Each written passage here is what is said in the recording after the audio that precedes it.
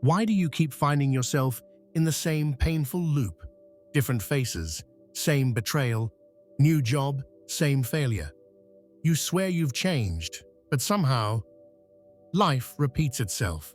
What if I told you this isn't coincidence or bad luck, but a reflection of a deeper, more ancient force at play, one that has shaped reality since the dawn of consciousness? Welcome, Seeker. Tonight, we descend into the forgotten chambers of esoteric wisdom to uncover the true reason why negative patterns haunt your life. This is not psychology. This is not self-help. This is mentalism, the first of the Hermetic laws, the root, the seed from which all other laws grow, a truth known to sages of Kemet, whispered through the emerald tablets and hidden in plain sight within your mind.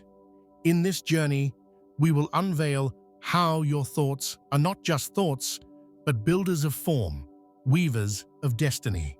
You'll learn how unconscious patterns take root in the fabric of your reality, why they loop endlessly, and how to finally break free. The answers are ancient. The path is within. Are you ready to remember what your soul has never forgotten? Then follow me into the mind behind the mirror. This is the law of mentalism, and the secret of why you keep repeating the pain you swore you'd never revisit. Long before psychology had a name, before the first temple stones were laid in Egypt or Sumer, mystics and adepts understood a simple yet terrifying truth. All is mind. This was not metaphor. This was not belief. It was law. The first of the 7 Hermetic principles, scribed in the mythical Kybalion, echoes it clearly. The all is mind, the universe is mental. To understand this law is to understand the very machinery of existence. The ancient Egyptians, those enigmatic architects of mystery, referred to the mind as both a gateway and a mirror. In their mystery schools, initiates were taught that the universe was not external but internal, projected outward through the medium of consciousness.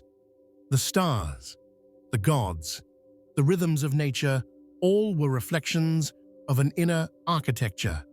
This idea re-emerged centuries later in Greece, where philosophers like Plato spoke of a world of forms, ideal, unseen realities that shaped the visible world. And then again, in India, in the Advaita Vedanta tradition, where reality was seen as Maya, an illusion shaped by the mind's filters and karmic impressions. But nowhere was this truth more explicitly encoded than in the Hermetic teachings. Hermes Trismegistus, thrice great god-man sage, was said to possess the wisdom of Egypt, Greece, and beyond. His teachings were so powerful, they were hidden, distorted, or dismissed over millennia. Why? Because a mind that understands its power is a mind no longer enslaved. Imagine this. If all reality is mental, then your outer world is not happening to you. It is happening through you.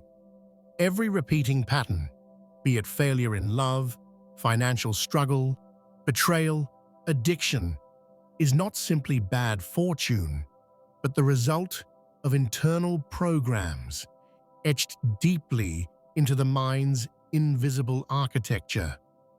And unless altered, these patterns do not fade. They replicate, seeking resonance, feeding off attention. This knowledge was guarded because it is dangerously liberating. In the Middle Ages, such teachings were buried beneath dogma, labeled heresy. The Gnostics, who preached that liberation came through inner gnosis, not external saviors, were wiped out. The mystics who dared suggest that thoughts shape worlds were burned, silenced, erased. Yet the truth endured, encoded in symbols, hidden in plain sight. A tarot card, an alchemical glyph, a line from scripture misunderstood. And now, it finds you. You are not cursed. You are not broken. You are broadcasting. Your mind is the transmitter. Your life is the signal. And the law of mentalism, it's the key to reprogramming the entire broadcast tower. The ancients knew, and now you remember. Shall we proceed to unravel how this law truly works within your life? Picture this. You're walking through a vast, echoing chamber, walls made of memory, floor tiled with beliefs, ceiling stitched with fears and desires you barely recognize. Every thought you think becomes a whisper in this chamber, and the whisper echoes back, not in sound, but in form, in people, in events, in patterns. This chamber is your subconscious mind. The law of mentalism tells us that everything begins in mind. But what most fail to grasp is this. It's not just the conscious mind shaping your life. It is the hidden mind, the realm of impressions absorbed without question, often before you could even speak. Let me ask you, have you ever noticed how certain emotions feel familiar, as if you've worn them for lifetimes? That's because your mind isn't just a receiver, it's a recorder. And whatever is impressed upon it, especially through repeated emotional experiences, becomes a blueprint, a sacred pattern etched into the matrix of your perception. So when you keep attracting the same kind of partner who abandons you, when every job ends in self-sabotage, when you finally climb up only to crash down again, it's not punishment, it's resonance. Your subconscious is seeking to reconfirm what it believes is true, even if that truth is painful. Why? Because the mind loves familiarity more than happiness. If you were raised in chaos, the silence of peace feels dangerous. If you are praised only for struggle, ease feels undeserved. And so, your inner reality casts these roles into the outer stage, again and again, like a cosmic play with no ending. But here's the twist. The patterns don't repeat to torment you. They repeat to awaken you. Each repetition is a signal, a portal, a message from the deeper self saying, "This is not your fate. It is your mirror. Change the image, and the reflection will follow." And how do you change the image? We'll go deeper into that soon. But first, there's a hidden layer of this law few ever speak of. A paradox within the principle, a secret doorway out of the loop. The paradox within the law of mentalism is this. While your mind shapes reality, you are not your mind. Let that settle. Yes, your thoughts mold your world. Yes, your subconscious casts the characters and writes the script.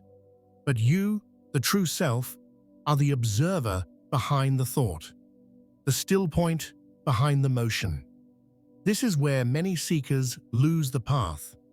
They try to think positive, repeating mantras like wallpaper over rotting walls. But if you try to change reality from within the same identity that created the loop, you simply create a prettier loop.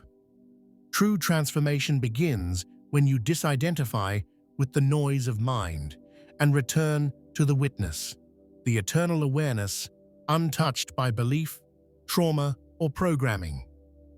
The ancient mystics called this Atman, the divine spark, the unmoved mover. Here's the secret few dare to say aloud. Your negative patterns aren't just mental, they are vibrational. Thoughts carry frequency, but beliefs carry gravity. They shape the orbit of your life. Every belief you hold about yourself, "I'm not worthy," "love abandons me," success is dangerous is a vibrational command sent into the fabric of the field. The universe, being mental, responds not to your wishes, but to your expectations, not to your prayers, but to your identity. This is why affirmations fail when the subconscious is screaming the opposite. This is why people manifest more suffering while visualizing joy. Because it's not enough to paint over the mirror. You must change what's standing before it. And here's the hidden layer of the law. You can't force the mind to change with more mind. You must transcend it. You must rise above the mental field and see, with clarity, not effort, the falsehood of your conditioning. And in that seeing, the spell breaks. This is why ancient initiates underwent rituals of ego death.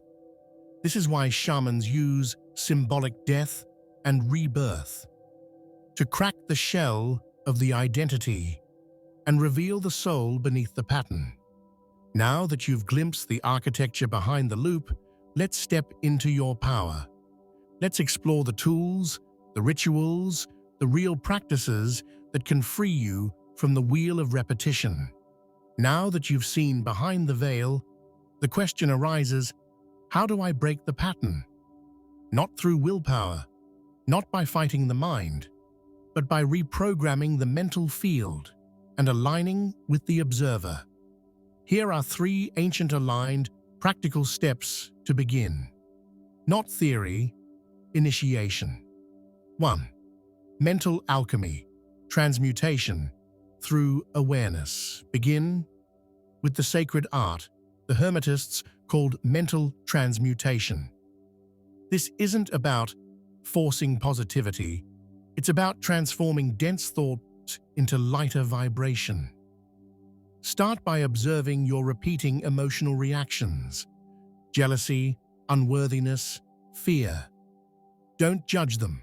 Simply name them aloud. This is fear. This is shame. This is old conditioning. In doing so, you create distance between you and the thought. This distance is power. From this space, ask, whose voice is this? Often, the belief you carry is not even yours. It belongs to a parent, a society, a wounded version of you trying to protect itself. Once seen, it begins to dissolve. 2.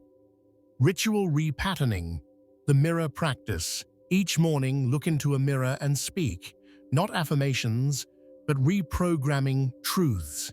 Instead of "I am powerful," say, "I release the illusion that I must suffer to grow. I now allow ease, love, and peace to be my default state." Use your own eyes to rewire the neural loop. The mirror bypasses resistance and speaks directly to the subconscious. This is why ancient initiates used scrying. Mirrors were portals not of vanity, but of transformation. Do this for 21 days. The mind responds to rhythm and repetition. The old pattern took years to form. But now, you're the one writing the code. 3. Reclaim the inner throne. Embodiment of the observer. Take 10 minutes daily to sit in silence. Not to think, not to chant, just to watch. Let thoughts pass like clouds. Feel emotions without merging with them. In this stillness, remember, you are not the storm. You are the sky. This practice, though simple, is sacred. Over time, your identity shifts from the reactive mind to the infinite witness.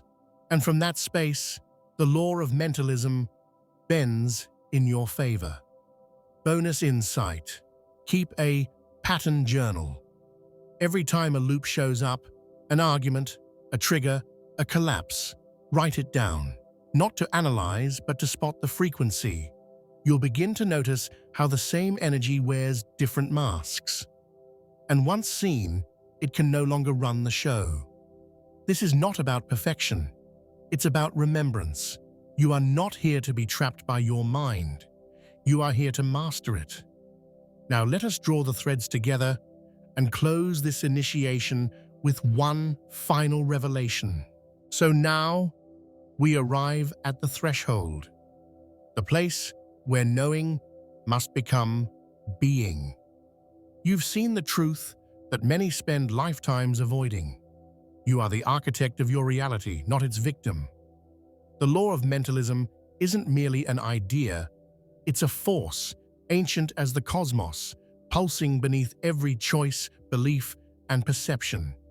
It is the silent law that turns thought into form and memory into matter. The loops you've suffered were never punishments. They were messages, invitations, echoes from the self you abandoned long ago. That betrayal? A mirror of your own mistrust in your worth. That scarcity? A projection of a belief that you must earn what was always yours.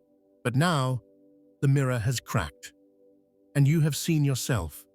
This journey is not about changing the world around you. It's about remembering the world within you and reclaiming your role as dreamer of the dream. The ancients knew this, the sages whispered it, and now it finds you. So ask yourself, what thoughts am I planting in the soil of reality? What inner scripts have I memorized so deeply I mistook them for truth? What would happen if I stopped rehearsing the pain and started envisioning the peace? Do not underestimate the sacredness of your mind. It is the temple, the throne, the loom upon which all fate is woven. You are no longer asleep in your creation. You are awake, aware, and aligned.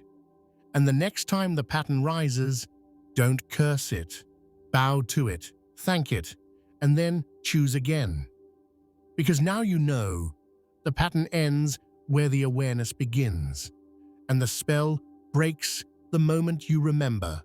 All is mind, and the mind is yours. If this truth stirred something ancient within you, if you felt the echo of forgotten wisdom returning to your bones, then speak it into the world. Share this with another seeker. Comment what pattern you're ready to release, and subscribe, not just for more teachings, but to walk deeper into the mystery. This is just the beginning. Until next time, stay conscious, stay sovereign, stay awakened.